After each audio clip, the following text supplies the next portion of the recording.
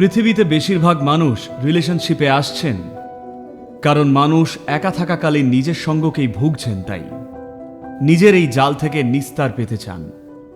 সম্পর্ক নিজের তৈরি জাল থেকে নিস্তার পাওয়ার পথ নয়। সম্পর্ক হলো নিজের আনন্দকে ভাগ করে নেওয়ার একটা সুযোগ।